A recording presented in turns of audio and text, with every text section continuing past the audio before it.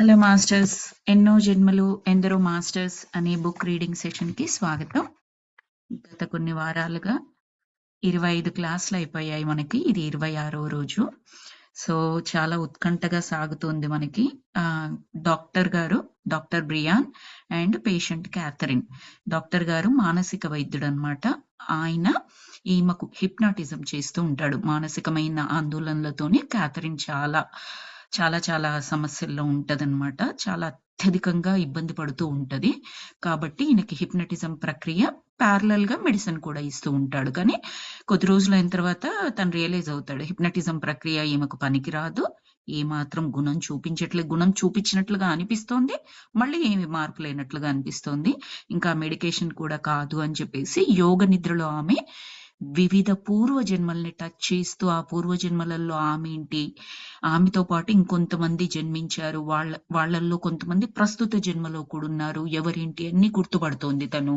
ఒక జన్మకి ఇంకొక జన్మకి మధ్యలో ఆ సమయం ఉన్నప్పుడు కాంతిలోకంలో విశ్రమించడం, ఆ కాంతిలోకంలో ఉన్నప్పుడు కాంతిలోకంలోని మాస్టర్స్ డాక్టర్ గారికి డైరెక్ట్ గా సందేశాన్ని ఇవ్వడం. అంటే మీరు ఈ ప్రపంచానికి ఈ సిద్ధాంతాలని తెలియచెయ్యండి, ఇవి అందరికీ పనికొచ్చేవి, అందుకని ఈ పేషెంట్ ని మీరు చూస్తున్నారు, ఇది నార్మల్ కేస్ కాదు అన్న టైప్ లో, మీరు ఒక కారణ జన్ములు అన్న టైప్ లో చెప్తారనమాట.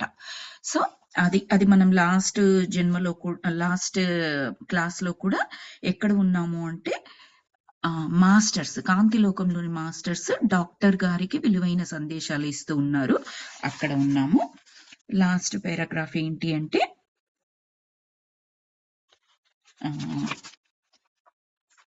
మనం మిగతా వాళ్ళకెవరికైనా ఏ చెడు అయినా చేస్తే ఆ దుష్కర్మలను గమనించి చూసేవాళ్ళు ఉన్నారని మనకు తెలిసొస్తే ఆ కర్మ ఫలితాలను మనమే మన మరుజన్మల్లో అనుభవించి తీరాలని మనకు తెలిసి వస్తే, అన్ని రుణాలను మనమే తీర్చుకొని తీరాలని, పరుల పట్ల దయాదాక్షిణ్యాలతో అహింసాత్మకంగానే ఉండాలని మనకు తెలిసి వస్తే, మన కోపాలు ప్రతీకార వాంఛలు అంతటితో అదృశ్యమైపోతాయి. జ్ఞానంతోనే భగవంతుణ్ణి మనం సమీపిస్తాము అన్నమాట నిజమే అయితే, నిజమే అని మనకు తెలిసి వస్తే, మనలో స్వార్థాలు అధికార వాంఛలు కూడా అంతమైపోతాయి. మనల్ని భగవంతుల్లో చేర్చేందుకు అవి మహాబలీయమైన ప్రతిబంధకాలు అన్న విషయం మనకు అర్థమవుతుంది. అసూయ ద్వేషాలతో ఉండడం వల్ల మానవుడికి ఏ ప్రయోజనము పరమార్థము ఉండదు. ఆ దుర్గుణాలకు ఎప్పుడు కూడా విలువ ఉండదు. ఇంతవరకు చెప్పుకున్నాం మనము. ఇప్పుడు కానీ ఈ జ్ఞానాన్ని మనుషులకు అందించడం ఎలా? అందరికీ తెలిసిందే, ఇప్పుడు మనం మాట్లాడింది ప్రతి ఒక్కరికి తెలిసిందే.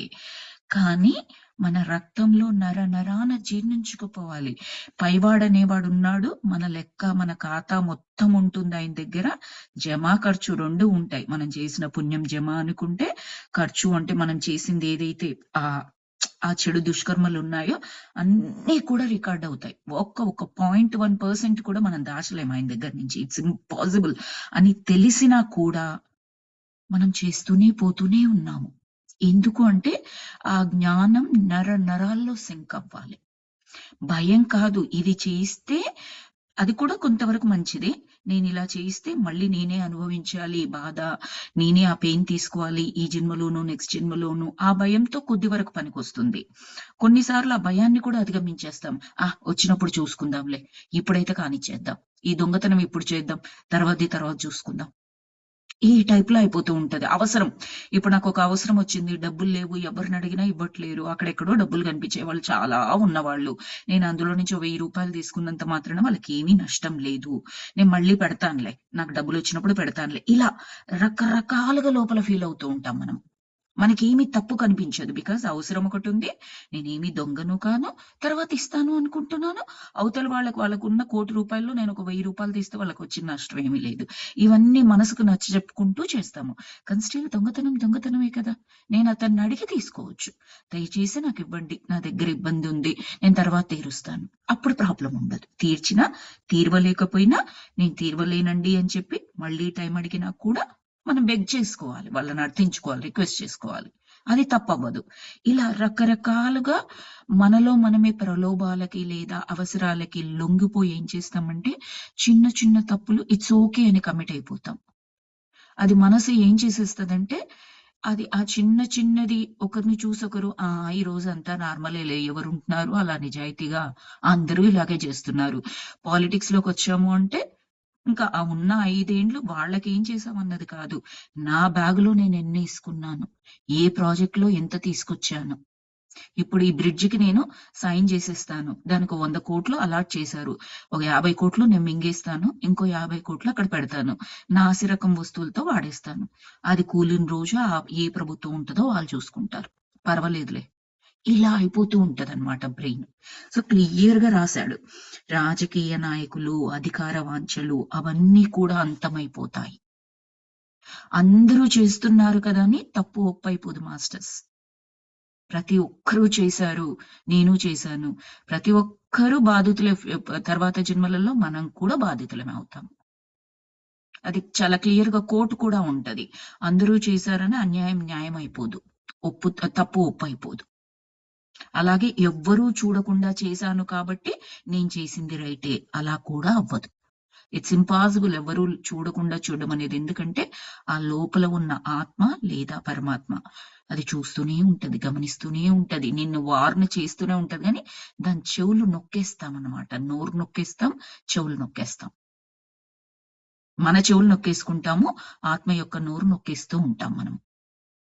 సో, అలా వాటన్నింటిని కూడా కంప్లీట్‌గా జీర్ణం చేసుకోవడం ఎలా? ఆ జ్ఞానాన్ని మనుషులకు అందించడం ఎలా? ఆత్మలు అమరంగా ఉంటాయన్న విషయాన్ని ప్రతిబింబించే ప్రార్థనలని మానవ సర్వస్వము చేస్తూనే ఉంటుంది. దేవాలయాల్లో, చర్చిల్లో, మసీదుల్లో, అన్ని ప్రార్థనా మందిరాలలో. ప్రార్థనలు చేయడం అయిపోయిన వెంటనే ఆ మనుషులందరూ తిరిగి వెళ్ళిపోతూ ఉంటారు తమ స్వంత వ్యాసంగాల్లోకి, పోటీ ప్రపంచంలోకి, స్వార్థాన్ని అవలంబిస్తూ, అసూయ ద్వేషాలను ప్రకటిస్తూ, ఇటువంటి ప్రవర్తనలు ఆత్మ తిరోగమనానికి దారితీస్తాయి. కాబట్టి మానవుడికి విశ్వాసం చాలకపోతే వైజ్ఞానిక జ్ఞానం ఉంటుంది. ఆ మనిషికి బహుశా ఉపయోగపడుతూ. క్యాథరిన్ ఆత్మ అనుభవాలను లేదా అటువంటి వాళ్ళ ఆత్మ అనుభవాలను వైజ్ఞానికంగా నిష్పక్షపాత ధోరణితో మానవుడు అధ్యయనం చేస్తూ ఉండాలి, విశ్లేషిస్తూ ఉండాలి, ప్రచారం కల్పిస్తూ ఉండాలి. ఈ పనిని మానసిక శాస్త్రవేత్తలే, ప్రవర్తన ప్రావీణ్యాన్ని సంతరింపచేసే నిపుణులే చేస్తూ ఉండాలి. ఎందుకు వాళ్ళే చేస్తూ ఉండాలి? మనందరం కూడా చేయాలి. వాళ్ళే ఎందుకు చేయాలి అంటే శాస్త్ర విజ్ఞానం కూడా తోడుగా ఉంది వాళ్ళకి. అవసరమైతే ప్రూవ్ చేయగలరు. ఇప్పుడు క్యాథరిన్ చెప్తుందంతా ఆయన బయట బుక్‌లో రాసారు. మనం నమ్ముతూ ఉన్నాము. నమ్మని వాళ్ళకి ఆయన ఆ ట్రీట్మెంట్ అంతా రికార్డింగ్ చేసి ఆ రికార్డింగ్ బయట పెట్టొచ్చు. లేదా ఎవరైతే ఉన్నారో వాళ్ళని కూడా ఆ రూమ్‌లోకి పిలిపించి వాళ్ళ ముందర ఆ ట్రీట్మెంట్ చేయొచ్చు. మనం అవన్నీ నమ్ముతున్నాము, ప్రచారం చేస్తున్నాము. మనం ప్రూవ్ చేయగలమా? చెయ్యలేము. బికాస్ మనకు ఆ శాస్త్ర పరిజ్ఞానం లేదు మన దగ్గర. సో, అందుకని ఆ మానసిక శాస్త్రవేత్తలు వాళ్ళు ఖచ్చితంగా ఈ పని చేయాలి. అప్పుడు ఇంకా ఎక్కువ బెనిఫిట్ ఉంటుంది అని చెప్తున్నారు. ఇంకేమంటున్నారు అంటే, మన ప్రార్థన ఎవరి ప్రార్థనా మందిరాలకు వాళ్ళు వెళ్తూ ఉంటాము. ఎక్కడైనా చెప్పేది దేవుడైనా, అక్కడ పూజారైనా, వాళ్ళు చేసే మంత్రాలైనా, ప్రార్థనలైనా చెప్పేదేంటి అంటే, మంచిని పాటించు, చెడును వదిలేసేయి. ఆ సారాంశం ఒక్కటే అక్కడ. కానీ మనం అక్కడ ఉన్నంత సేపు బుద్ధిగా వింటాం, భజనలు చేస్తాం, కళ్ళు మూసుకుంటాం, అన్నీ చేసేస్తాం. బయటికి రాగానే యాజ్ యూజువల్ బయట మందిరం బయటకో, ఆ మసీదు బయటకో వచ్చేసి చెప్పులేసుకున్నామంటే మళ్ళీ మామూలే. పోటీతత్వం. ప్రతి ఒక్కటి అన్నీ చేయొచ్చు. నార్మల్. ఇప్పుడు పూజారు అది టెంపుల్‌లో లేను కదా! I can do anything. టెంపుల్‌లో ఉన్నప్పుడు నో, నో, నో ఇక్కడ చేయకూడదు. అలా. బయటికి రాగానే అలా చేస్తూ ఉంటాం. అలా చేయకుండా ఉండడానికి ప్రతి ఒక్కరు కూడా విపరీతంగా ప్రచారం చేయాలి. ఎస్పెషల్లీ ఈ మానసిక నిపుణులు వీళ్ళింకా ఎక్కువగా చెయ్యాలి అని చెప్తున్నారు. అయినా ఈ సమయంలో అటువంటి ఓ పుస్తకాన్ని తయారు చేసే ఉద్దేశ్యం అయితే నాలో లేదు. ఆ పుస్తకాన్ని రచించే అవకాశం కూడా నాకు ఏర్పడకపోవచ్చు. బహుశా వ్రాయనేమో కూడా. నాకు సహాయపడేందుకోసం రాబోయే ఆత్మల గురించి నేను ఆలోచిస్తున్నాను. ఆ ఆత్మలు నాకు ఏ సహాయాన్ని చేయబోతాయి. అప్పుడు ట్రీట్మెంట్ జరుగుతూ ఉన్నప్పుడు కాంతిలోకంలోని మాస్టర్స్ మాట్లాడిన తర్వాత డాక్టర్ బ్రియాన్ గారి మదిలో జరుగుతున్నది ఇదంతా. ఇదంతా నన్ను బుక్ రాయమంటున్నారా? ఏమో! నేను రాస్తానో రాయనో, రాయనేమో నేను. అదంతా కుదరదేమో నాకు. అంత అవకాశం ఉండదేమో! అప్పుడు అనుకున్నారట ఆయన. కానీ తర్వాత ఆయన బుక్ రాసారు మొత్తం అయిపోయిన తర్వాత. ఇంకా ఏం ఆలోచిస్తున్నాడంటే, ఈ ఆత్మలు ఇంకా ఏ విధంగా నాకు సహాయం చేస్తాయి కాంతిలోకంలోని మాస్టర్స్? ఆ క్వెషన్ వస్తుంది. ఆయన చాలా ఇంట్రెస్ట్ కాంతిలోకంలో క్యాథరిన్ విశ్రమిస్తున్నప్పుడు జరిగే సంభాషణ మీదనే ఆయనకు చాలా ఇంట్రెస్ట్ ఉంది. బికాస్ ద పర్పస్ కూడా అదే. క్యాథరిన్‌కి ఆ ప్రాబ్లమ్స్ ఉండడం, ఈ డాక్టర్ గారికి దగ్గర రావడం. మెయిన్ పర్పస్ ఏంటంటే, కాంతిలోకంలోని మాస్టర్స్ మనకు సందేశాన్ని ఇవ్వాలి. ఇప్పుడు క్యాథరిన్ కదులుతోంది. అక్కడ బెడ్ మీద ఉంది కదా ఆవిడ. యోగ నిద్రలో ఉంది కదా, కదులుతోందట. మాట్లాడేందుకు ప్రయత్నం చేస్తోంది. గిడియన్ గిడియన్ అన్న పేరున్న వ్యక్తి ఎవరో గిడియన్ అట. గిడియన్.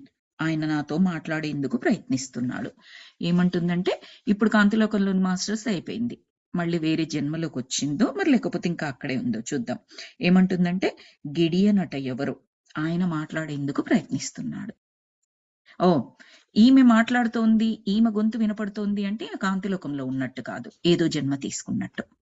ఈమె కాంతిలోకంలో ఉన్నప్పుడు ఈమె గొంతుతో మాట్లాడదు, మాస్టర్స్ ఈమె త్రూ మాట్లాడతారు, ఈమె గుండా మాట్లాడతారు. సో ఏమంటుందంటే, సరే ఏం చెప్తున్నాడా గిడియన్ నీకు అని అడిగారు డాక్టర్. అన్ని వైపుల్లోనూ ఆయనే ఉన్నాడు, ఎక్కడ చూసినా ఆయనే కనిపిస్తున్నాడు, ఓ రక్షకుడిలాగా ఉన్నాడు, నా దగ్గర ఇప్పుడే ఆడుతూ ఉన్నాడు. ఓ, ఆయన నీకేమైనా రక్షకుడా అని అడిగాడు డాక్టర్. అవును, కానీ ఆడుతూ ఉన్నాడు, ఆయన ఎగురుతూ ఉన్నాడు, దుముకుతూ ఉన్నాడు, అన్ని వైపుల్లో పైకి క్రిందికి కూడా వేగంగా ఎగురుతూనే ఉన్నాడు. అంతటా తానున్నానని నాకు నిరూపించేందుకోసమే ఆయన అలా ఎగురుతూ ఉండవచ్చు. సర్వస్వంలో ఆయనే కనిపిస్తున్నాడు. ఎలా ఎక్స్ప్లెయిన్ చేస్తుందంటే, గిడియన్ అనే అతనెవరో ఇంకా మనకు తెలియదు. అతనట ఆడుతున్నాడు, ఎగురుతున్నాడు, దుంకుతున్నాడు, పైకెళ్తున్నాడు, కిందికెళ్తున్నాడు, రకరకాల విన్యాసాలు చేస్తున్నాడు. ఎందుకు అంటే, మొత్తం నేనే ఉన్నాను అని చెప్పడం కోసమేమో అని అంటున్నామే. తర్వాత ఈయన అడుగుతున్నాడు మళ్ళీ క్వశ్చన్, గిడియనా అలా చేసేది అంటే? అవును, ఆయన నా దగ్గరే ఉన్నాడు అని చెప్పేసి అనింది. మరి ఆయన నీ దగ్గరే ఉంటే నీకు క్షేమంగా ఉంది అనిపిస్తోందా అని అడిగాడు డాక్టర్. అవును, నేను కోరుకున్నప్పుడు మళ్ళీ వచ్చేస్తాడు ఆయన అని చెప్పింది. సరే, మంచిది. వేరే ఆత్మలు కూడా ఉన్నాయా అక్కడ అంటే, ఆమె తన మహామానస దృక్పథంతో ఉన్నట్లు మాట్లాడుతుంది.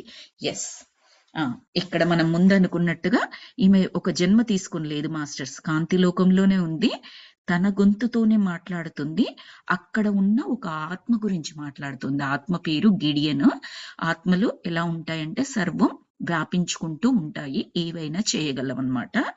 సో ఒక్కరి గురించి చెప్పింది. చెప్పినప్పుడు ఇంకా ఏమైనా ఆత్మలు ఉన్నాయా చూసి చెప్పు అని చెప్పేసి అడిగాడు.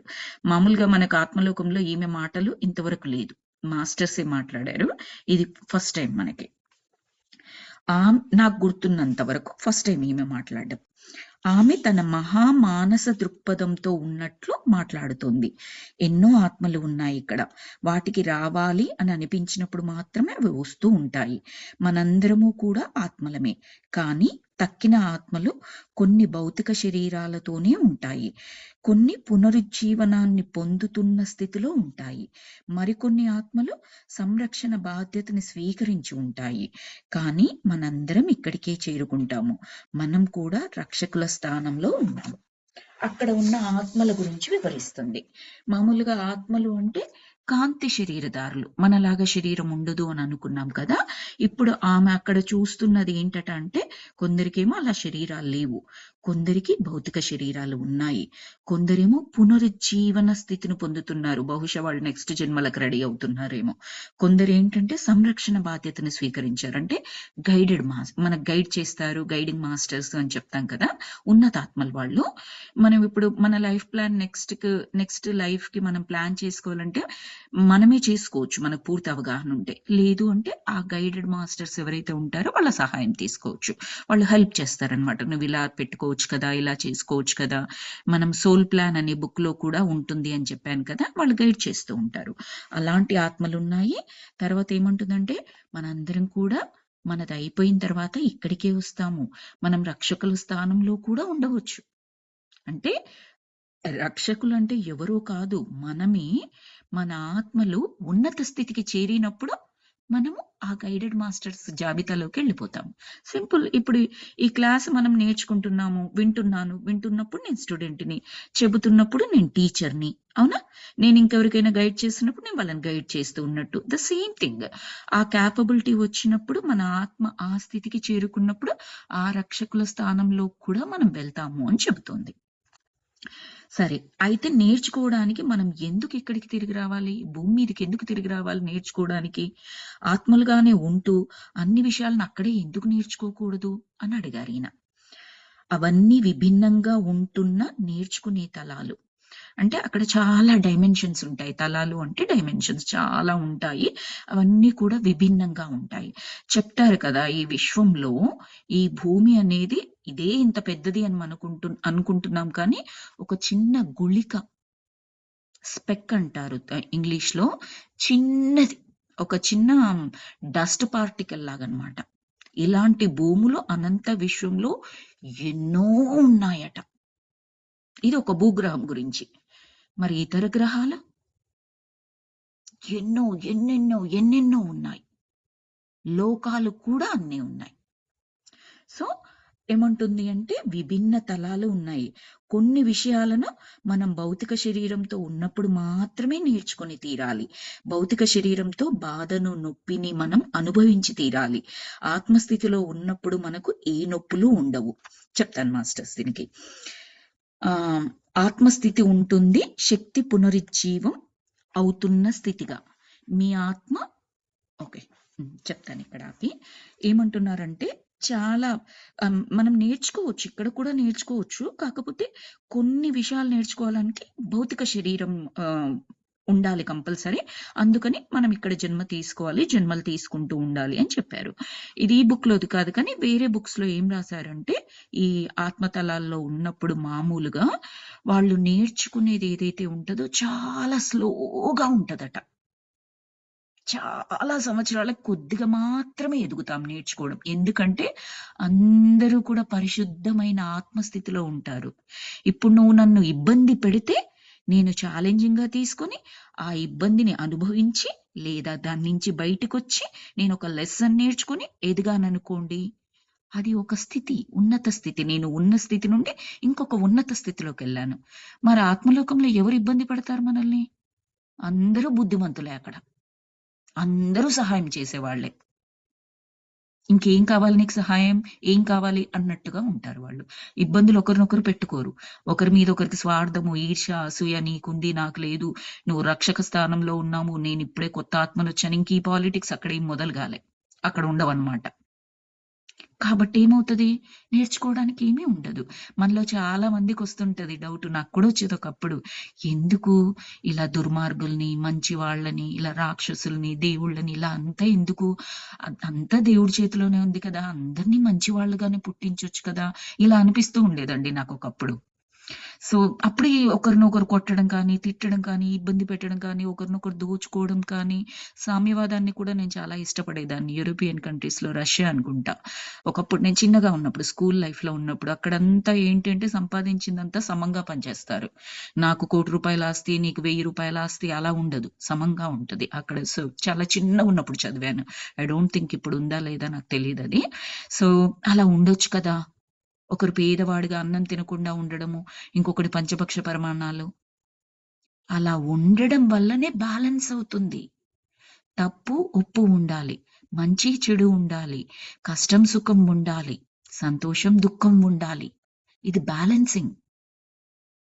ఇప్పుడు మీరొక బ్యాలెన్సింగ్ మిషన్ ఏమంటారు త్రాసు.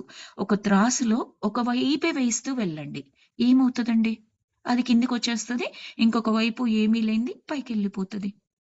ఇంగది అలాగే ఉండిపోతది కదా!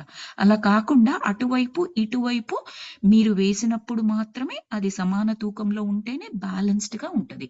అప్పుడే త్రాసు అనగలం. బ్యాలెన్సింగ్ మిషన్ అనగలం దాన్ని. లేకపోతే దాన్ని బ్యాలెన్సింగ్ మిషన్ అనము. అలా బ్యాలెన్స్ అవ్వడానికి ఇలా రచించబడింది అన్నమాట. తద్వారా మళ్ళీ బెనిఫిట్ పొందుతున్నాం మనము. ఎంతో జ్ఞానాన్ని తీసుకుంటున్నాము. శరీరాన్ని ధరించి వచ్చి ఒక ప్రాబ్లమ్ ఫేస్ చేసినప్పుడు చాలా గొప్ప జ్ఞానాన్ని తీసుకుంటున్నాము. అనుభవించినా తీసుకుంటాము. కొంతమంది ఏం చేస్తారు? జ్ఞానం ఏమీ తీసుకోరు అందులో. సంపూర్ణంగా అనుభవిచ్చేస్తారు ఆ కష్టాన్ని. అప్పుడు కూడా బయటికొచ్చేస్తారు వాళ్ళు. మీరు జ్ఞానం తీసుకోవచ్చు. జ్ఞానం తీసుకొని ఆ కర్మను అనుభవించకుండా కూడా అజ్ఞానాగ్ని కర్మదగ్ధానం. కర్మదగ్ధం చేసేసుకోవచ్చు.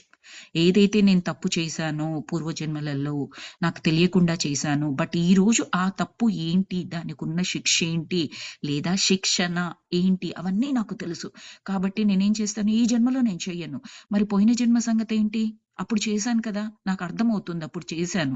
అందుకే ఈరోజు కష్టపడుతున్నాను. చాలా మంచిదాన్ని నేను. అయినా కూడా కష్టపడుతున్నాను. ఎందుకు?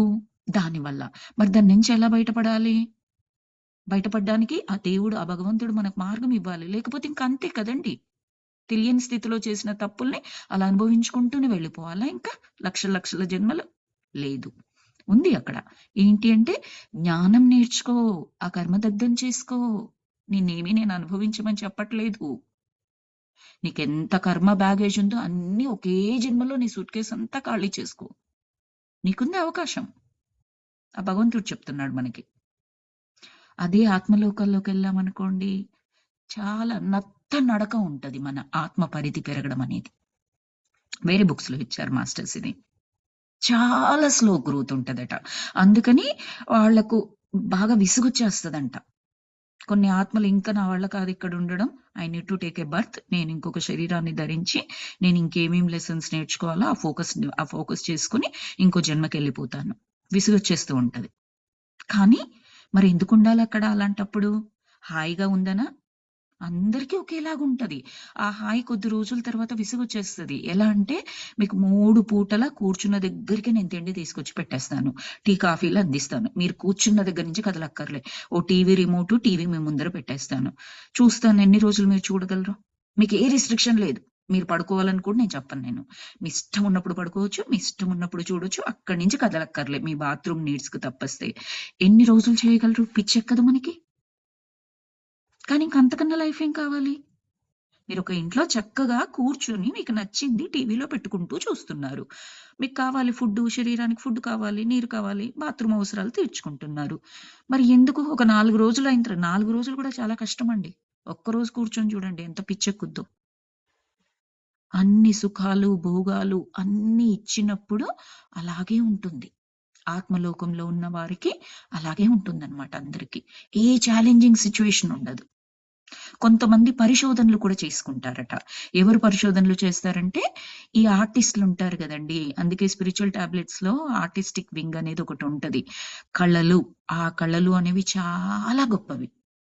మనకున్నాయి కదా! 60 64 ఎన్నో రకాల కళలు అంటూ ఉంటారు కదా! ఏ కళ అయినా సరే, ప్రతి ఒక్కరికి కొంతమందికి తెలుస్తుంది, కొంతమందికి తెలియదు. వంట చేయడం కూడా ఒక కళే మనకు తెలుసు. ఇల్లు నీట్‌గా పెట్టుకోవడం కూడా ఒక కళే. దానికి డబ్బులివ్వరు కాబట్టి దాన్ని కళగా గుర్తించట్లేదు. బయట జాబ్ చేస్తున్నాము దానికి డబ్బులిస్తారు. లేదు నేనొక పెయింటింగ్ ఏస్తాను, అమ్ముకుంటాను దానికి డబ్బులొస్తాయి. మ్యూజిక్ నేర్పిస్తాను డబ్బులొస్తాయి. అందుకని వాటిని గుర్తించడం. ఇది వంటకళను కూడా గుర్తించాము. కానీ అంతగా గుర్తింపులోకి రాలేదు. కానీ ప్రతీదీ కూడా కళనే. ఆ కళలో రాణించినప్పుడట వాళ్ళింక పై లోకాల్లోకెళ్ళినప్పుడు ఇంకా ఫర్దర్‌గా వెళ్ళడానికి పరిశోధనలు చేసుకుంటారట. వాళ్ళకి బావుంటుందంట అక్కడ. ఆత్మాయనం బుక్‌లోనో ఎక్కడో ఇచ్చారిది. వాళ్ళకి బావుంటుందంట. వాళ్ళు ఎంజాయ్ చేస్తారట. అది కూడా ఎలా చెప్పారంటే బ్యూటిఫుల్‌గా చెప్పారు. ఇక్కడ లెట్స్ సే ఆహ్, ఒక శాస్త్రవేత్తలు కూడా శాస్త్రజ్ఞుడు కాదు. మ్యూజిక్ తీసుకుందాం. ఒక ఒక మ్యూజిషియన్‌కి ఒక సంగీతం తెలిసిన అతనికి ఎన్నో రాగాలు తెలుసు. ఓకే. చాలా వాటి మీద పట్టుంది. అద్భుతంగా పాడతాడు. ప్రతీదీ రాగయుక్తంగా. సడెన్‌గా వాళ్ళు మిక్స్ అండ్ మ్యాచ్ కూడా చేస్తారు. ఈ రాగం, ఆ రాగం కలిపి ఇంకొకటి అని మనం సినిమాల్లో సరదాగా సన్నివేశాలు కూడా ఉంటాయి. సో, అవి అలా ఒకదాన్ని, ఇంకొక దాన్ని మిక్స్ చేసి ఇది కొత్తగా ఉంది అని చెప్పేసి వాళ్ళు కనిపెట్టేస్తారు. అది అద్భుతంగా కామెడీ పరంగా కాదు నేను చెప్పేది. ఇంకొక కొత్త రాగం దీన్ని ఇలా మిక్స్ చేస్తే ఇలా వస్తుంది అని చెప్పేసి. మిగతా సంగీత విద్వాంసులందరూ కూడా వావ్! వావ్! వారే వాహ్! వారే వాహ్! ఇప్పటి వరకు ఎవరు దీన్ని కనిపెట్టలేదు. అత్యద్భుతంగా ఉంది ఈ రాగము అని చెప్తారు. ఆ క్రెడిట్ ఎవరికొస్తుంది? అతనికొస్తుంది. ఎవరైతే చేశారో. కానీ ఈ ఆత్మలోకంలో ఆల్రెడీ ఎవరైతే మ్యూజిషియన్ అనుకున్నాం కాబట్టి మ్యూజిక్ ఫీల్డ్ ని తీసుకుందాం. మ్యూజిక్ లో పట్టు సాధించిన వాళ్ళు ఆత్మలోకంలోకి ఉన్న వాళ్ళు, ఇప్పుడు అంటే ఇక్కడ అయిపోయింది వాళ్ళ జన్మ, ఆత్మలోకంలో ఉన్నారు. వాళ్ళు ఖాళీగా కూర్చోకుండా పరిశోధనలు చేస్తూ ఉన్నప్పుడు కనిపెట్టబడింది ఈ భూలోకంలో ఎవరి ఫ్రీక్వెన్సీ అయితే, ఎనర్జీ అయితే మ్యాచ్ అవుతుందో వాళ్ళ గుండా ఐడియాని రిలీజ్ చేస్తారు. మనం కనిపెట్టింది కాదక్కడ, మన ద్వారా బయటకు వస్తుంది అది. కాకపోతే ఈ ప్రపంచంలో ఇంతవరకు ఎవరు ఆ రాగం కనిపెట్టలేదు, నేనే కనిపెట్టాను కాబట్టి నాకు క్రెడిట్ ఇస్తారు. కళ్ళకు కనిపిస్తుంది నేనే కాబట్టి. కానీ నాకు ఆల్రెడీ ఆలోచన వచ్చింది అంటే దాని అర్థమట ఆ పైలోకాల్లో ఆల్రెడీ ఇంప్లిమెంట్ అయిపోయింది అది. చూడండి మాస్టర్స్, మనం ఆల్వేస్ మంచి వైబ్రేషన్స్ తో ఉంటే ఎంత మంచి జరుగుతుంది. డబ్బు సంపాదించడం కూడా ఒక కళే. ఈ పాయింట్ నాకు అసలు ఆత్మాయనమనే గుర్తుంది. నాకు ఖచ్చితంగా వింటున్నప్పుడు అత్యద్భుతంగా అనిపించింది అనమాట. మీకున్న ఏ స్కిల్స్ అయినా, కుట్లు, అల్లికలు రకరకాలుగా ఉంటాయి, ముగ్గులు పెట్టడము, ఏది వదలకండి. హ్యాపీగా దాన్ని ఇంట్రెస్టింగ్ గా చాలా మందికి వాళ్ళకి నచ్చింది చేసుకుంటూ ఉంటుంటే ఎంతో సంతోషంగా రిలాక్స్డ్ గా అనిపిస్తూ ఉంటది, ఎనర్జీ వచ్చినట్లుగా అనిపిస్తుంది. డిప్రెషన్ లో, బాధలో ఉన్నా కూడా వాళ్లకు ఆ టైము చాలా విశ్రాంతిని ఇస్తుంది. అంత అద్భుతం. మనకు ధ్యానం ఎంతో ఆ కళలు కూడా అంతే. ఆ కళలకు ఆ పైలోకాల్లో ఇంత చరిత్ర ఉంది అక్కడ. అందుకని ఇది స్పిరిచువల్ టాబ్లెట్స్ ద్వారానే నాకు తెలిసిందనమాట. కళలు కళలు కళలు అంటారు డాక్టర్ జీకే గారు, spiritual tablets owner, CEO GK sir చెప్తూ ఉంటారు. కళలు కళలు ఏదైనా పర్లేదు, వెస్ట్రన్ డాన్స్, ఈస్టర్న్ డాన్స్ మీకు దుంకండి. నిన్ననే చూశాను, ఐ థింక్ రాధా యొక్క స్టేటస్ మెసేజ్ లో చేశాను. జీకే గారు వాళ్ళ అమ్మాయి రీసెంట్ గా వచ్చిన కొత్త పాటకి డాన్స్ చేస్తున్నారు. చాలా ఫన్నీగా, చాలా హ్యాపీగా అనిపించింది, లవ్లీగా అనిపించింది. ఆయన ఏంటండి ధ్యానం గురించి ఇవన్నీ దేశాలు తిరుగుతూ చెప్పిన ఆయన ఒక లేటెస్ట్ మాస్ సాంగ్ కి 4 స్టెప్పులు వాళ్ళ అమ్మాయితో పాటు వేయడం మామూలుగా అయితే. కానీ మనందరికీ తెలుసు ఆర్ట్ అంటే ఎంత మనం గౌరవించాలి, ఎంత ప్రేమించాలి. చాలా లవ్లీగా అనిపించింది ఆ 2-3 స్టెప్పులు నాకు అందులో చూశాను. సో అది మాస్టర్స్. అందుకని మనము భౌతిక శరీరాలని తీసుకొని వస్తూ ఉంటారనమాట. కానీ మరి అలాగప్పుడు అంత స్లోగా ఉన్నప్పుడు వెంటనే భౌతిక శరీరాలు తీసుకోవచ్చు కదా అంటే, కొన్ని ఆత్మలకట విశ్రాంతి ఎక్కువ అవసరం ఉంటాయట. అంటే ఈ జన్మలో చాలా కష్టాలు, చాలా ఇబ్బందులు, చాలా హెక్టిక్ స్కెడ్యూల్ పెట్టుకొని వచ్చారు వాళ్ళు, అన్ని లెసన్స్ పెట్టేసుకొని వచ్చారు. కొంచెం విశ్రాంతి కావాలి అనిపిస్తుందట, అక్కడికి వెళ్ళి విశ్రాంతి తీసుకుంటారు. ఇంకా కొన్ని ఆత్మలు వాళ్ళు సిద్ధంగానే ఉంటారు, శరీరాలు దొరకవట వాళ్ళకి. ఆ వంశీ మాస్టర్ ఒక వీడియోలో చెప్పారు, శరీరాలట క్యూగట్టు ఉంటాయంట. అందుకని ఆత్మహత్య మహాపాపం స్పిరిచువల్ గా. నీకు ఎంతో కష్టపడితే ఆ శరీరం దొరికింది, ఉత్తు పుణ్యానికి చిన్న చితక కష్టాలు అవి నువ్వు పెట్టుకుని వచ్చిందే, కానీ జ్ఞానం లేకపోవడం వల్ల ఆత్మని చంపేస్తావా అంటే, ఆత్మ ఇన్ ద సెన్స్ ఆ శరీరాన్ని ఇంకా అక్కడ ఎలా చెప్పాలి, మనము ఆ శరీరాన్ని నిర్జీవం చేసేసినట్లయితే ఆత్మ వెళ్ళిపోతుంది కదండి. కానీ నీకు ఇచ్చిన ఉపయోగం ఏంటి ఆ బాడీని? చాలా తప్పు అని చెప్తారు. లీగల్ గా నేరం, మనకి తెలుసు, ఇట్స్ ఎ క్రైమ్. ఆత్మహత్యకు మనం ప్రయత్నించడం, ఆత్మహత్య చేసుకోవడం క్రైమ్ లీగల్ గా వాళ్ళ రూల్స్ ప్రకారం. స్పిరిచువల్ రూల్స్ ప్రకారం కూడా మహాపాపం. మళ్ళీ వాళ్ళకి అంత త్వరగా శరీరాలు దొరకవట. నీకు లాస్ట్ టైం ఇచ్చినప్పుడు ఇదిగో ఇంత గొప్ప కార్యం చేసుకుని వచ్చావు, లైన్ లో నిలబడు, ఆ లాస్ట్ లైన్ లో నిలబడు, ఎవరికి ఏది వద్దు అనుకున్నప్పుడు కూర్చో అన్న టైప్ లో వాళ్ళకి వెయిటింగ్ పీరియడ్ ఉంటుందట. చాలా వెయిటింగ్ పీరియడ్ ఉంటుందంట శరీరాల కొరకు. ఇది మాస్టర్స్ ఆత్మలోకంలో ఉండేది. నెక్స్ట్ ఏం చెప్తున్నారంటే, భౌతిక శరీరంతో బాధను, నొప్పిని మనం అనుభవించి తీరాలి కాబట్టి మనం ఎదుగుతాము. అంటే గుర్తుపెట్టుకోండి, మనకి ఏదైనా బాధ, నొప్పి కలుగుతున్నప్పుడు ఇమ్మీడియట్ గా మీ లోపల నుంచి మీ ఇన్నర్ ఏం చెప్పాలంటే, హే నువ్వు ఎదుగుతున్నావు, బీ హ్యాపీ, బీ హ్యాపీ. నువ్వేదో ఉన్న స్థితి నుంచి ఉన్నత స్థితిలోకి వెళ్తున్నావు, ఏదో లెసన్ నేర్చుకుంటున్నావు, ఏంటా లెసన్ అన్న టైపులో మన మనస్సు మనని ఉత్సాహపరచాలన్నమాట. ఒక ప్రాబ్లం రాగానే, ఒక కష్టం రాగానే ఆ ఉత్సాహం అనేది హయ్యర్ వైబ్రేషన్ కాబట్టి ఇమ్మీడియట్ గా మనకు సపోర్టింగ్ గా ఎవరెవరైతే సపోర్ట్ చేయగలరో అన్ని సిచ్యువేషన్ సపోర్ట్ చేస్తూ ఉంటాయి. కానీ 99.9% అందరము కూడా ఆ సిచ్యువేషన్ రాగానే ఇమ్మీడియట్ గా డీలా పడిపోతాం. బాధపడిపోతాం కొద్దిసేపు అయినా అట్లీస్ట్. మరి ఎప్పుడు చేయగలము? ఇన్స్టాంటేనియస్ గా ఈ ప్రాబ్లం రాగానే ఏదో నేర్చుకోవడానికే నాకు ఈ ప్రాబ్లం వచ్చిందంటే ఎంతలా జ్ఞానం మనలో సింక్ చేసుకుంటే. మొత్తంగా చెబుతూనే ఉండాలి మన లోపల ఇన్నర్కి. నెక్స్ట్ టైం నాకు ఏదైనా ప్రాబ్లం వచ్చినప్పుడే ప్లీజ్ గుర్తు చేయి నాకు. ఇది ఛాలెంజింగ్ ఎగ్జామ్, నేను పాస్ అవుతాను ఫస్ట్ క్లాస్ లో, ఏదో నాకు చాలా మంచి జరగబోతోంది, అందుకే ఈ ప్రాబ్లం వచ్చింది నాకు. మీరు నిచ్చెన ఎక్కితేనే కదండి ఫస్ట్ ఫ్లోర్ లోకి వెళ్ళగలరు ఉన్న దగ్గర నుంచి. ఎక్కాలి అంటే కాస్త మీరు ఎఫర్ట్ పెట్టాలి కదా. మీరు ఉన్న ఫ్లోర్ లో నడవాలి అంటే నార్మల్ గా నడవగలరు. కాళ్ళ నొప్పులు గీళ్ళ నొప్పులు ఉన్నా కూడా ఈజీగా మీరు నడిచేసేయగలరు. కానీ కింది నుంచి పైకి ఒక నిచ్చెన లేదా స్టెప్స్ మీద వెళ్ళాలంటే కాళ్ళ నొప్పులు ఉన్న వాళ్ళు నాకు తెలుసు అంత ఈజీగా ఏం వెళ్ళలేరు. ఎఫర్ట్ పెట్టాలా లేదా? కానీ పెడితే ఏమవుతుంది? ఫస్ట్ ఫ్లోర్ లోకి వెళ్తున్నారు. అక్కడ వెళ్తే ఏమవుతుంది? ఫస్ట్ ఫ్లోర్ అంతా చూడగలరు, కింది ఫ్లోర్ అంతా చూడగలరు. అంటే విజిబిలిటీ పెరిగింది కదా. దాన్ని మనం ఎనర్జీ లాగా చెప్పుకోవచ్చు అనమాట. తర్వాత ఆత్మస్థితిలో ఉన్నప్పుడు మనకు ఏ నొప్పులు ఉండవు. ఆత్మస్థితి శక్తి పునరుజ్జీవం అవుతున్న స్థితిలో ఉంటుంది. మీ ఆత్మ శక్తితో పునరుజ్జీవింపబడుతూ ఉంటుంది. భౌతిక శరీరంలో ఉన్నప్పుడు నొప్పుల్ని బాధల్ని మీరు అనుభవించగలుగుతారు. భౌతిక శరీరంతో మీరు నొప్పిని కలగజేయవచ్చు కూడా. అంటే మీకు అనుభవిస్తారు, వేరే వాళ్ళకు కూడా నొప్పిని కలగజేయచ్చు మనం. అదే కదా చేస్తున్నాము.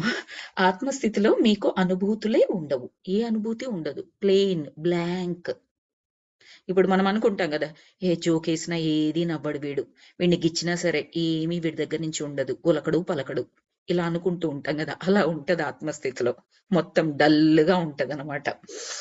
సో డల్ గా అంటే అందమే ఉంటది, కాకపోతే అంతా ఒకేలాగా ఉంటది కాబట్టి బోర్ కొట్టేస్తది. అక్కడ ఆత్మస్థితిలో మీకు అనుభూతులే ఉండవు. ఆనందం మాత్రమే అక్కడ ఉంటుంది. మనం ఎంతో బాగున్నామన్న భావం మాత్రమే అక్కడ ఉంటుంది. కానీ అది ఉంటుంది మనకు ఆత్మ పునరుజ్జీవనమవుతున్న స్థితిగా. ఆత్మ జగత్తులో రెండు ఆత్మలు సమావేశమై వ్యవహరించే పద్ధతి అత్యంత విభిన్నంగానే ఉంటుంది. భౌతిక శరీరాలతో ఉన్నప్పుడు సంబంధాలను మీరు అనుభవించవచ్చు. మనం భౌతికంగా ఇద్దరు వ్యక్తులు కలిసినప్పుడు ఎలా ఉంటుంది అన్నది మనకు అవగాహన వస్తుంది. అవగాహన ఉంటది మనందరికీ కూడా. మాట్లాడుకుంటారు, చూసుకుంటారు, పక్కపక్కన కూర్చుంటారు, సైగలు చేసుకుంటారు, ఇలా రకరకాలుగా ఉంటారు. అదంతా మనకు అనుభవమే. కానీ ఆత్మస్థితిలో ఉన్నప్పుడు రెండు ఆత్మలు సమావేశం అవుతే ఎలా ఉంటది?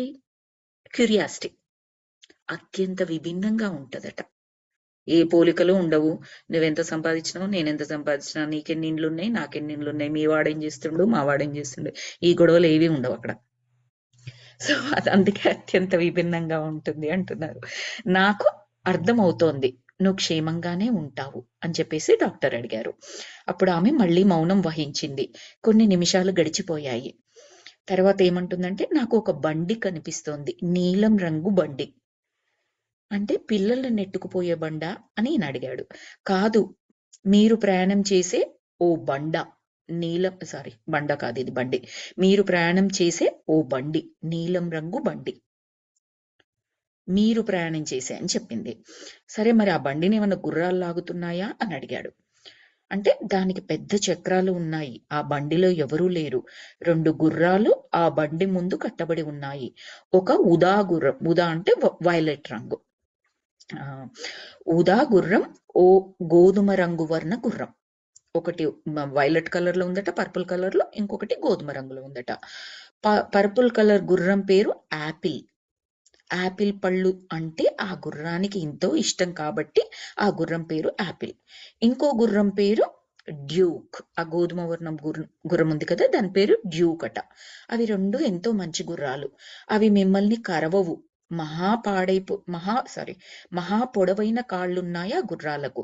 మంచి ఎత్తున్న గుర్రాలు. అంటే ఈయన అడుగుతున్నాడు, ఏంటి ఏమైనా చెడ్డ గుర్రాలు కూడా ఉంటాయా అని ఈయన అడుగుతున్నాడు. ఇవి మాత్రమే ఉన్నాయి మంచి గుర్రాలు. ఆమెకి ఎంత తెలుస్తుందో అంతే చెబుతుందన్నమాట. అందుకే ఈయన చాలా ప్రశ్నలు అడగాల్సి వస్తుంది. ఒకటి చూసినప్పుడు కంప్లీట్ క్లియర్ పిక్చర్ ఆమె ఇచ్చినప్పుడు ఈజీగా అర్థమవుతుంది. ఒక వాక్యం చెబుతోంది, మళ్ళీ ఈయన డైరెక్ట్ చేస్తే మళ్ళీ ఇంకో వాక్యం చెప్తోంది.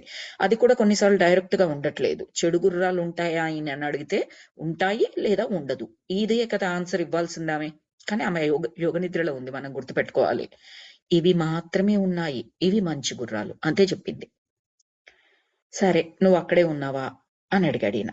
అవును, ఆ గుర్రం ముక్కు కనిపిస్తుంది, ముక్కు, నోస్. ఆ గుర్రాలు నాకన్నా ఎంతో పెద్దవిగా ఉన్నాయి అని చెప్పింది. మరి ఆ బండి నువ్వు తోలుతున్నావా అని అడిగాడు. ఆమె విన్యాసాలను చూస్తూ ఉంటే ఆమె ఒక చిన్న పిల్ల అయి ఉన్నట్లు అనిపిస్తుంది. విన్యాసాలు ఎక్కడ చూస్తున్నారు డాక్టర్ గారు? యోగ నిద్రలో క్యాథరిన్ ఇదంతా చెబుతూ ఉన్నప్పుడు ఆమె శరీర కదలికల్ని, ముఖ కదలికల్ని చూస్తూ ఉంటే ఒక చిన్న పిల్ల గుర్ర బండి ఎక్కినప్పుడు, గుర్రాలను చూసినప్పుడు చిన్న పిల్లలకి జంతువులంటే చాలా చాలా ప్రేమ ఉంటది. ఎందుకంటే వాళ్ళ దేవుళ్ళు కాబట్టి. వాళ్ళందరిలో అందరినీ ఒకేలాగా చూస్తారు కాబట్టి. మనకే పెద్దగా అయిపోయిన తర్వాత గుర్రాన్ని ఒకలాగా, గాడిదను ఒకలాగా, కుక్కను ఒకలాగా, పిల్లిని ఒకలాగా రకరకాల పేర్లతో రకరకాలుగా మనము ట్రీట్ చేస్తూ ఉంటాము. పిల్లలకు పాపం అవేమీ తెలియదు కదా. సో ఆ పిల్లల ఆమె ఫేషియల్ ఎక్స్ప్రెషన్స్ చూస్తుంటేనట ఇప్పుడు ఏదో ఆ గుర్రపు బండిలో ఈమె క్యాథరిన్ ఒక పిల్లలాగా ఉందేమో అన్నట్టుగా ఈయన కనిపిస్తుందట. అక్కడ గుర్రాలు ఉన్నాయి, ఒక అబ్బాయి కూడా ఉన్నాడు అని చెప్పింది. నీకెన్నేళ్ళు అని అడిగాడు ఈయన. చాలా తక్కువ, నాకు తెలీదు, నాకు అంకెలు లెక్క పెట్టడం కూడా రాదు. అంటే చిన్న పాప అన్నమాట, ఇంకా నెంబర్స్ లెక్క పెట్టడం కూడా రాదు. మరి ఆ అబ్బాయి ఎవరో నీకు తెలుసా? నీ స్నేహితుడా, నీ అన్నయ్య అని అడిగాడిన. పక్కింటి అబ్బాయి, అక్కడ జరుగుతున్న ఒక విందు కోసం వచ్చాడు, అక్కడ ఏ పెళ్ళో మరేంటో జరుగుతోంది అని అన్నది. ఎవరికి జరుగుతుంది అక్కడ పెళ్లి అని అడిగాడిన. తెలీదు, మేము ఒంటికి మట్టి పోసుకోకూడదని చెప్పారు. అంటే ఇప్పుడు ఏదైనా పండగ సెలబ్రేషన్ జరుగుతున్నప్పుడు నీట్ గా ఉండడానికి ప్రయత్నిస్తాం కదండి. అక్కడ అదంతా మట్టి ఉంది, అందులో దొరలకు రా అని చెప్పేసి మనం పిల్లలకు చెప్తూ ఉంటాము, బట్టలు నీట్ గా ఉంచుకోండి అని చెప్పేసి చెప్తూ ఉంటాం కదా. అలా మట్టి ఒంటికి పూసుకోకూడదు అని చెప్పారు. నాకు గోధుమ రంగు జుట్టు ఉన్నది, కాళ్లకు బూట్లు ఉన్నాయి, ఆ బూట్లకు బటన్లు ఉన్నాయి. ఇంత క్లియర్ గా చెప్తోంది. ఈ గోధుమ రంగు గోలేంటో నాకు అర్థం కావాలి మాస్టర్స్. ఎన్నో సార్లు మనకి ఇస్తున్నారు గోధుమ రంగు, ఎక్కడ చెప్తారా అని వెయిట్ చేస్తున్నాను దాని గురించి. సో ఆ కాళ్లకు బూట్లు ఉన్నాయి, బూట్లకు బటన్స్ ఉన్నాయట. మరి నువ్వు పెళ్లి బట్టలు వేసుకున్నావా, అవి బాగున్నాయా అని అడిగారు. తెల్ల గౌను, పైన ముడతలు ముడతలుగా ఉంది, వెనక వైపు నుంచి కట్టుకోవాలి అని అనింది. సరే అని మనకి ఇన్ఫర్మేషన్ అంతా అవసరం కదా ఆయనకి. సో నెక్స్ట్ మళ్ళీ క్వశ్చన్ మార్చాడు. మీ ఇల్లు అక్కడికి దగ్గరలో ఉందా అని అడిగాడు. అంటే ఉంది లేదు కాదు, ఆన్సర్ ఏం చెప్తుందంటే మాది ఎంతో పెద్ద ఇల్లు అని చెప్తోంది. ఆ ఇంట్లోనే మీరు ఉంటున్నారా? అవును. సరే మంచిది, ఇప్పుడు నువ్వు మీ ఇంట్లోకి వెళ్ళు.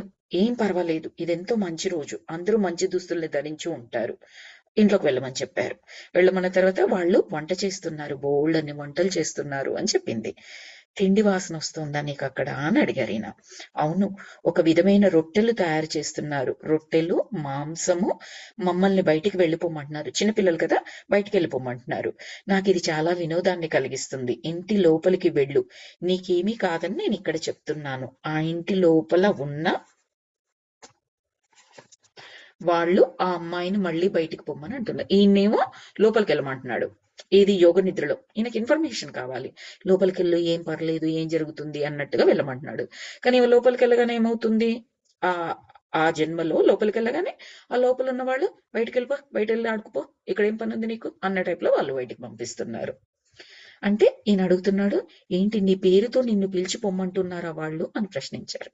ఇప్పుడు అంతే కదండి, లోపలికి వచ్చారు, పిల్లలు వస్తున్నారు, అరే నవ్య, దివ్య, మీ ఇద్దరు లోపలికి వచ్చారు, వెళ్ళిపోండి, బయటకు వెళ్ళిపోయి ఆడుకోండి, ఇలా పిలుస్తూ ఉంటాం కదా మనం పేర్లతో. సో ఈయన పేరు తెలుసుకోవాలన్న కోరికతో ఏమైనా పేరు పెట్టి పిలిచారా అన్నట్టుగా అడిగారు. అంటే మాండి, మాండి, ఎడ్వర్డ్.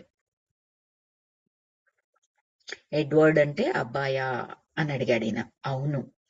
ఆ ఇంట్లోకి వాళ్ళు మిమ్మల్ని రానివ్వడం లేదా? లేదు, వాళ్ళు పనుల్లో మునిగిపోయి ఉన్నారు, వాళ్ళు బయటికి పొమ్మంటే నీకు ఎలా అనిపిస్తోంది అని డాక్టర్ అడిగారు. వాళ్ళ మాటలను మేము పట్టించుకుంటే కదా, కానీ పరిశుభ్రంగా ఉండాలంటే చాలా కష్టమే, మేము ఏం చేయకుండా ఉండాలి.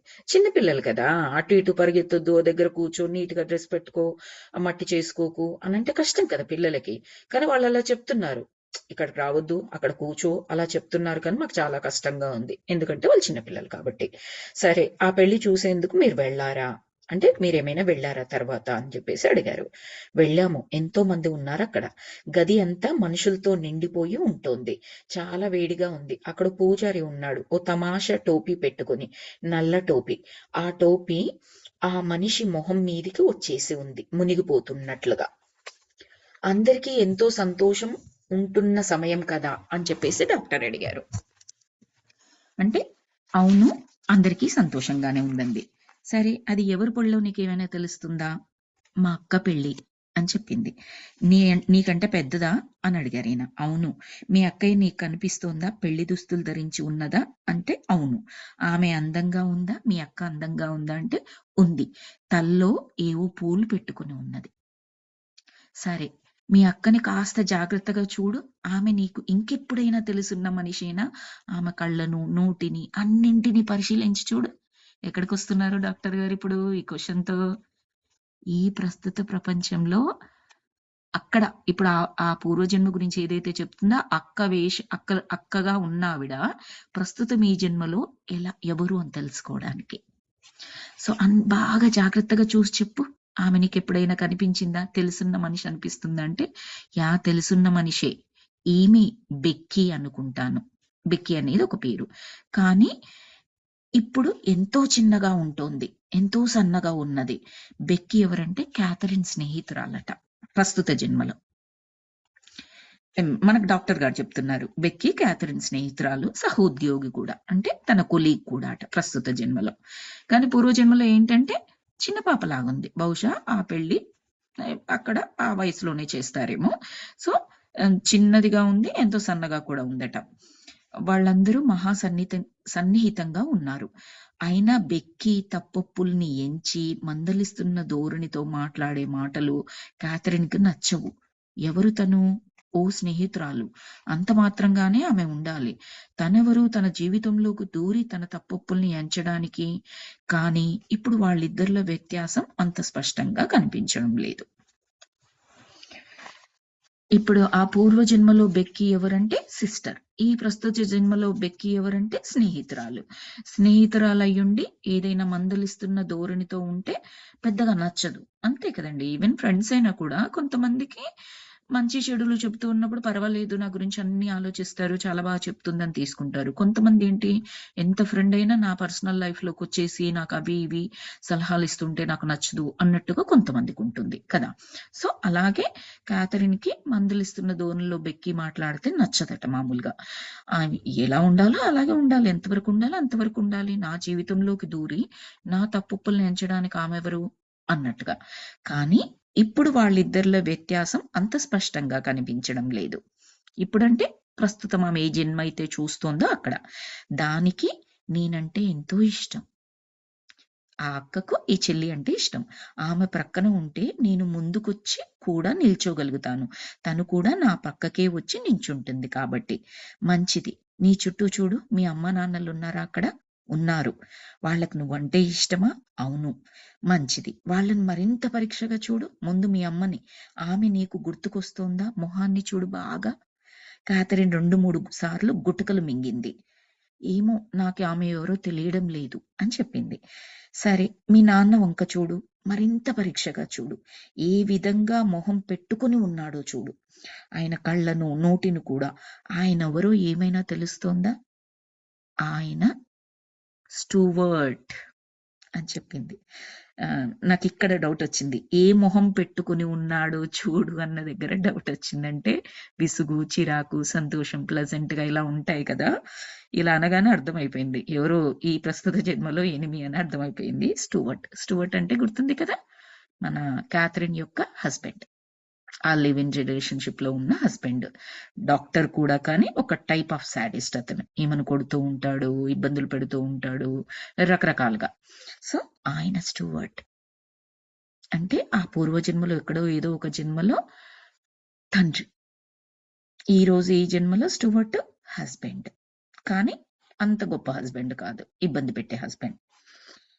ఆయన స్టూవర్ట్. వెంటనే ఆమె జవాబిచ్చింది. కాబట్టి మళ్ళీ స్టూవర్ట్ చిత్రంలోకి వచ్చాడు. ఈ విషయాన్ని మరింత శోధించి చూస్తే మంచిదనిపించింది. దొరికింది నక్లు. ఈ జన్మలో ఉన్న క్యారెక్టర్స్ ఎవరైతే ఉన్నారో పూర్వ జన్మలలో దొరికినట్లయితే అక్కడి నుంచి లాక్కు రావాలి తీగని.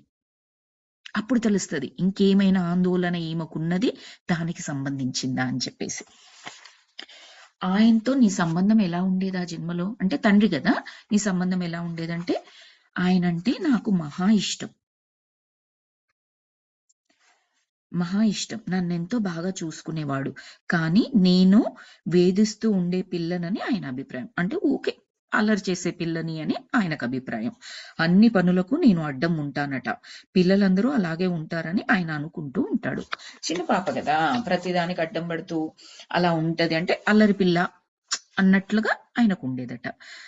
మరి ఆయన ఏమైనా కోపంతో ఉంటాడా అని అడిగాడు. ఉండడు. మాతో ఆడుకుంటూ ఉండడం అంటే ఆయనకెంతో ఇష్టం. కానీ మేము ఎన్నో ప్రశ్నలను అడుగుతూ ఆయన్ని విసిగిస్తూ ఉంటాము. అంతే చిన్నపిల్లలు కదా! మీరలా ఆయనను విసిగిస్తున్నందువల్ల అప్పుడప్పుడు ఆయనకేమైనా కోపం వచ్చేస్తూ ఉంటదా? అని అడిగాడు. అవును. మేము బడిలో అంటే స్కూల్లో ఉపాధ్యాయుడి దగ్గరే నేర్చుకోవాలట. ఆయన దగ్గర కాకుండా. అందుకే మమ్మల్ని బడికి పంపిస్తున్నాడట మేము నేర్చుకునేందుకు. ఆయన దగ్గర నేర్చుకోకుండా ఆయనకు చెప్పగలడు. కానీ ఆయన దగ్గర నేర్చుకోకుండా స్కూల్‌కి పంపిస్తున్నాడు. ఎందుకు అంటే స్కూల్‌లోనే నేర్చుకోవాలి కాబట్టి. ఒక్క నిమిషం మాస్టర్స్. ఓకే.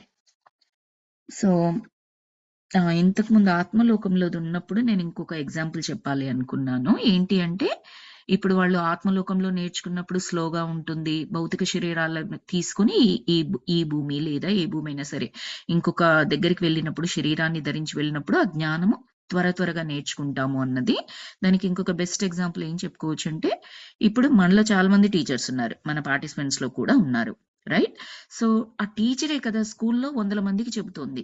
కానీ ఇంట్లో ఇద్దరు పిల్లలకి ఆవిడే చెప్తూ స్కూలుకు పంపించకుండా ఉంచొచ్చు కదా! ఎందుకు పంపిస్తున్నారు టీచర్స్ స్కూల్‌కి కిడ్స్‌ని? ఇంట్లో అయితే ఏమవుతది? స్లోగా ఉంటది గ్రోత్. ఎందుకు? అమ్మ మనమ్మే, నాన్న మన్నాన్నే. చెప్పినప్పుడు చెప్తారు. గట్టిగా చెప్పినప్పుడు కూడా చెప్తారనుకో. కానీ మనం వినం కదా! చాలా తక్కువ శాతంలో అంటే నిదానంగా ఉంటుంది ఆ గ్రోత్. అదే స్కూల్లోకి వెళ్లారనుకోండి, వేరే టీచర్స్ ఉన్నా, ఇదే టీచర్ అయినా సరే, వాళ్ళ అమ్మే టీచర్ అయినా సరే, ఆర్ నాన్నైనా మిగతా స్టూడెంట్స్ అందరూ ఉంటారు. రకరకాల కండిషన్స్ అన్నీ ఉంటాయి. ఇంట్లో బిహేవ్ చేసినట్టుగా బిహేవ్ చేయడు కదా! అక్కడ స్కూల్‌లో అమ్మే టీచర్ అయినా కూడా. అంటే అక్కడ లెసన్స్ ఫాస్ట్‌గా నేర్చుకుంటాడు కదా! వింటాడు కదా! మిగతా పిల్లలతో పాటుగా చదువుకుంటాడు కదా! తేడా ఉంది కదా! ద సేమ్ వే ఆ ఎగ్జాంపుల్ కూడా మనం తీసుకోవచ్చు. ఓకే. సో, ఈ నాన్న స్కూలుకి పంపిస్తూ ఉంటాడట. సరే ఇది ఆయన మాట్లాడుతున్నట్లే ఉంది. ఏమంటున్నాడాయన నీతో అని అడిగారు. అవును. ఆయనే మాట్లాడుతున్నాడు. తను చేయాల్సిన ముఖ్యమైన పనులు వేరే ఉన్నాయట. పొలానికి పోవాలంట. అదేమైనా పెద్ద పొలమా అని అడిగారు డాక్టర్. అవును. అదెక్కడుందో నీకేమైనా తెలుసా? లేదు తెలీదు. ఏ ఊరి పేరైనా, రాష్ట్రం పేరైనా ఏదైనా సరే నీకు వినిపిస్తుందా? ఏదైనా గుర్తులు ఉన్నాయా? ఉంటే అది ఏ ఊరో నాకు చెప్పు. ఏమో ఏమీ వినపడ్డం లేదు అని మళ్ళీ మౌనం వహించింది. సరే ఈ జన్మనే గమనిస్తూ ఉండాలనిపిస్తోందా నీకు? కొంచెం ముందుకో వెనక్కో వెళ్లి చూద్దామని అనిపించడం లేదా? అని అడిగాడు డాక్టర్. ఎన్నో ప్రశ్నలేశాడు. స్టూవర్ట్ ఉన్నాడని కూడా తెలిసింది. కానీ ఇంకా కూడా ఏం పెద్ద క్లూస్ రావట్లేదు. క్లియర్‌గా అడిగాడు. మీ నాన్నకి కోపమొస్తదా? మీరు అల్లరి చేస్తే కోపమొస్తదా? తిడతాడా? రకరకాలుగా అడిగాడు. ఆయన కూడా అంతా మంచి అని చెప్పింది.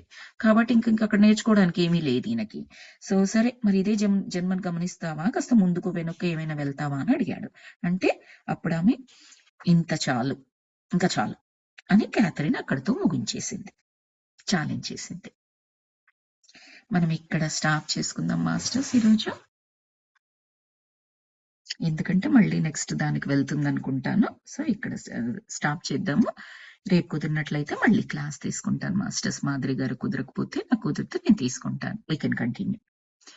Thank you. Thank you so much for attending today's session.